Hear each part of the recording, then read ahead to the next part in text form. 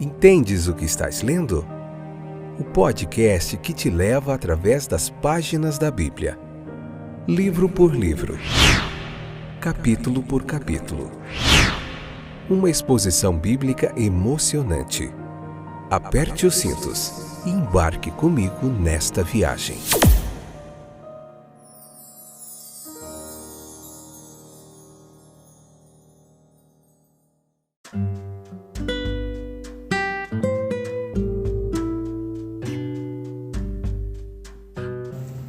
Olá, meus queridos, estamos de volta, eu sou o Fábio e esse é mais um excepcional, fora de série, fantástico episódio do podcast Entendes o que Estás Lendo. Onde estamos aqui, só para a gente se situar, Números capítulo 34, hoje, episódio de número 570, esta é a 7ª temporada.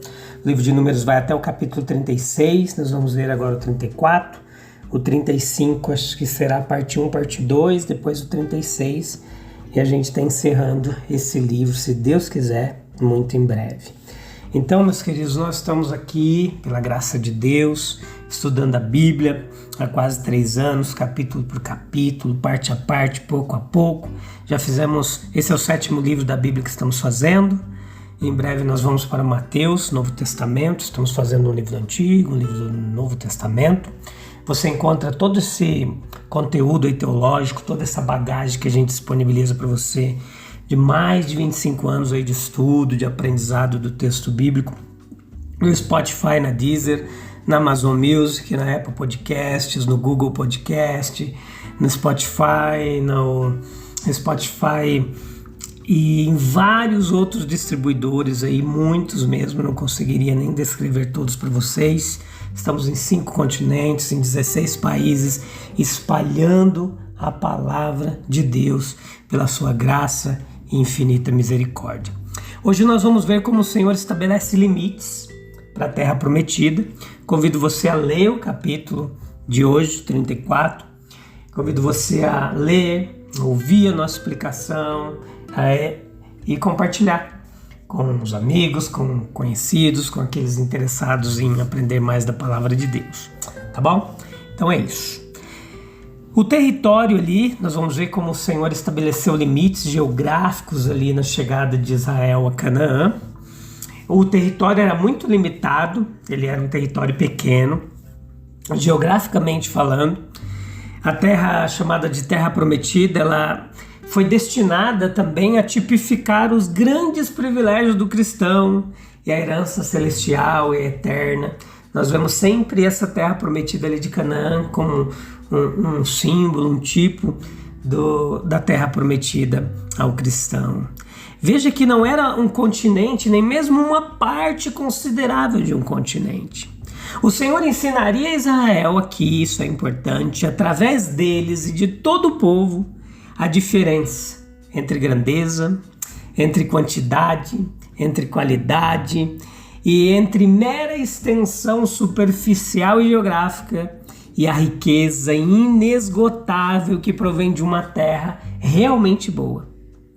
1 milha quadrada na terra que o Senhor abençoou é o melhor do que todas as areias do Saara.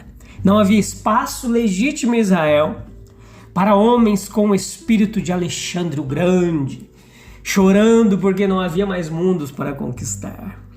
A cena que Deus aqui traçou era grande o suficiente para fornecer ilustrações impressionantes e belas dos seus caminhos, para trazer paz e prosperidade e felicidade dignas de levar tais homens a todos os que receberam sua vontade na plenitude dela. Embora fosse um território limitado, como já falamos, era por isso ainda muito compacto. E num prazo muito curto, toda a nação poderia reunir-se em qualquer ponto para fins de adoração ou defesa. Os estrangeiros que não sabiam quão abençoada era a nação cujo Deus era o Senhor, poderiam considerar a terra apenas uma pequena entre os milhares de toda a terra. Tudo depende do que queremos dizer quando falamos das vidas de certas pessoas como limitadas, pobres, estreitas desprivilegiadas. Tais palavras podem apenas revelar a nossa ignorância, os nossos princípios preconcebidos de julgamentos errôneos e não a verdadeira situação. Deveria sempre fazer parte do mais brilhante esplendor da glória de Deus aos olhos do seu povo o fato de ele poder acolher os pobres e os humildes com as suas mais seletas bênçãos e com os mais doces prazeres que poderiam ser conferidos ao coração humano. A sua pobreza e humildade não os incapacitam para essas coisas. Paulo teve que trabalhar com as próprias mãos e que disse que, tendo comida e roupas, estava satisfeito com isso. Também foi capaz de dizer: ó profundidade das riquezas, tanto da sabedoria como do conhecimento de Deus. Romanos 11:33. Ele não era senhor de amplos hectares, não participava do luxuoso repouso entre os prazeres intelectuais, mas ainda assim conhecia a paz que excede todo entendimento, a alegria que é indescritível e cheia de glória, e algo da largura, comprimento, profundidade e altura daquele amor de Cristo que excede todo entendimento, todo conhecimento. Precisávamos ter muita certeza de nossa competência antes de começarmos a julgar o alcance e a profundidade da vida de um verdadeiro cristão. Considere a exatidão dos limites aqui impostos a Israel. O país foi cuidadosamente definido e não podia dar ocasião a disputas fronteiriças. E todos os cristãos também têm uma vida cuidadosamente definida e marcada para eles. Mesmo as circunstâncias externas estão mais sob nosso controle do que à primeira vista parece.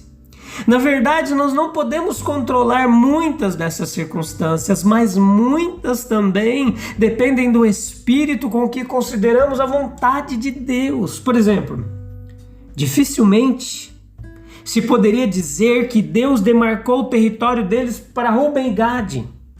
Para seus próprios propósitos sábios, ele permitiu a escolha deles. Mas não foi uma escolha verdadeiramente deles. Se tivermos apenas um espírito totalmente confiante, um espírito de cuidado para com o que recebemos da parte de Deus, todos poderemos ter o benefício, o conforto de sentirmos que estamos trabalhando dentro dos canais, dos limites que Ele escolheu para a nossa vida. A posição social aqui não faz nenhuma diferença nesse aspecto. O caminho de um rei piedoso é tão estritamente determinado quanto o mais humilde dos seus súditos. O planeta mais distante, que gira em torno do Sol, tem o seu caminho tão bem definido como o mais próximo, embora percorra uma distância muito maior. Considere também aqui nesse texto, meu querido e minha querida ouvinte, a eficácia que esses limites devem ter no caminho da exclusão. Vemos Deus claramente fornecendo uma parte necessária dos meios para expulsar e desapropriar os habitantes ali, os cananeus. Ele fixou uma linha além da qual deveriam ser conduzidos e dentro da qual não lhes seria permitido retornar e habitar. As linhas entre a igreja e o mundo não devem ser alteradas por pessoas que valorizam tudo o que há de mais precioso nos bens espirituais. Deixe o mundo ter seus próprios princípios e afirme-os no seu próprio campo de ação e à sua maneira. Deixemos que os homens do mundo atuem como homens do mundo e transmitam a sua tão louvada política de vida de geração em geração daqueles que acreditam nos seus princípios e valores. Eles seguem o que os homens são e o que cinicamente presumem que os homens devem ser, pois acreditam devotamente no fato de que o que nasce da carne é carne, embora não possam entender nada da referência de Cristo a esse fato. Mas vamos sempre reivindicar, preservar um lugar, defendê-lo sinceramente, onde o egoísmo arrogante da sabedoria mundana não encontrará entrada. Que o nosso território seja cercado com "assim diz o Senhor", e observemos com zelosa vigilância a menor invasão sobre ele. Também acreditamos que o que nasce da carne é carne, que devemos seguir o que os homens são, mas então nós consideramos, além disso, o que os homens deveriam ser. E lembramos que o que nasce do Espírito é Espírito. Bem-aventurado aquele que sente traçado em seu próprio coração o limite que Paulo especifica quando ele diz: a carne deseja contra o Espírito e o Espírito contra a carne. Gálatas 5,17. Cananeu contra israelita, israelita contra cananeu. Não adiantava nada um homem viver dentro das fronteiras israelitas se ele tivesse um coração cananeu. Dos antigos idólatras foram rigorosamente excluídos de um determinado território bem demarcado. E o significado típico disso é que as próprias idolatrias devem ser expulsas do coração regenerado. Considere o significado especial aqui da fronteira oeste ocidental, versículo 6. Ali estava o grande mar Mediterrâneo, o litoral, o caminho aberto das nações, o símbolo e em grande medida a avenida da ligação de Israel com o mundo inteiro. Pois embora Israel tivesse destruído os amorreus e os midianitas e tivesse recebido a ordem de expulsar os cananeus, ainda assim, na descendência de Abraão, todas as famílias da terra seriam abençoadas.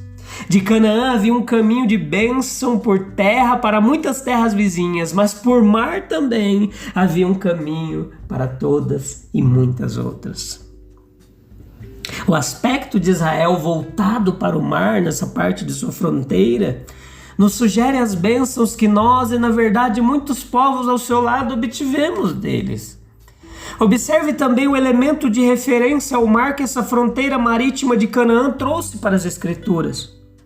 As Escrituras elas foram escritas por homens que sentiram o poder do oceano. Os homens ao alcance do mar, eles poderiam então ouvir toda a natureza louvar a Deus. Eles não podiam apenas dizer alegrem-se os céus e regozijem-se a terra, mas também ruja o mar e a sua plenitude. Salmo 96:11. Como poderia Davi ter escrito Salmo 104, descrevendo a natureza, os ventos, as águas e a majestade de Deus. Nós encontramos também Ageu 2:6 lá contrastando os grandes elementos, primeiro do céu, da terra, depois do mar, da terra seca. Isso ajudou Davi também a pensar na onipresença de Deus, Salmo 139, 9 e 10, ao se imaginar habitando nos confins do mar e sentindo mesmo ali aquele poderoso aperto que o aguardava e ao mesmo tempo o sustentava.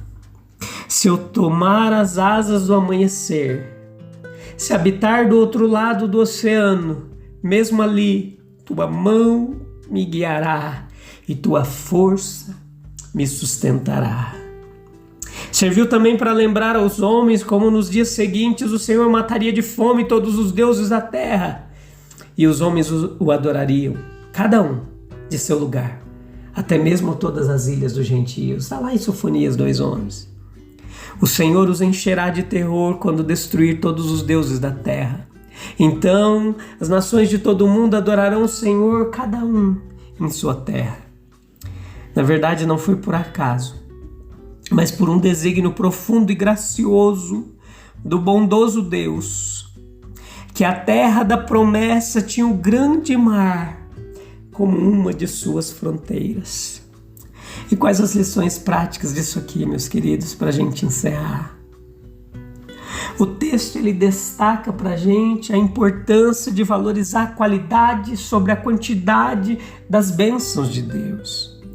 Enfatiza aqui o texto, o capítulo, a necessidade de limites definidos em nossa vida espiritual.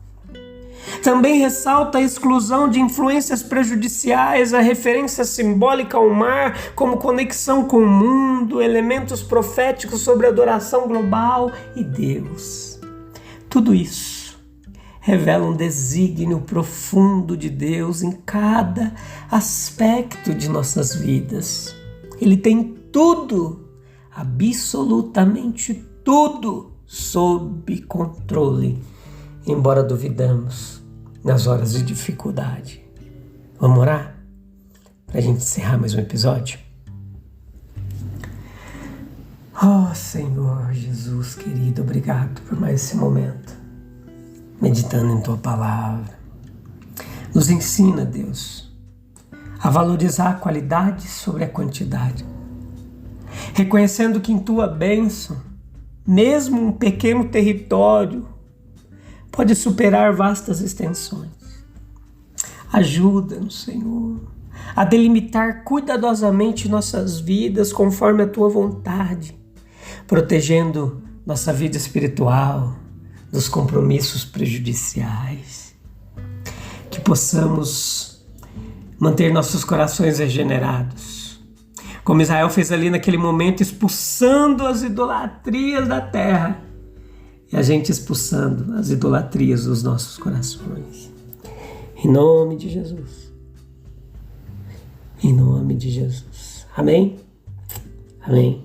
A gente volta em breve, se Deus quiser, para continuar essa nossa caminhada na Palavra de Deus, da maravilhosa, gloriosa Palavra de Deus que transforma vidas, corações. Que maravilha essa oportunidade de estar aqui com vocês. Obrigado pela audiência e pela paciência. Deus abençoe. Até breve. Tchau, tchau.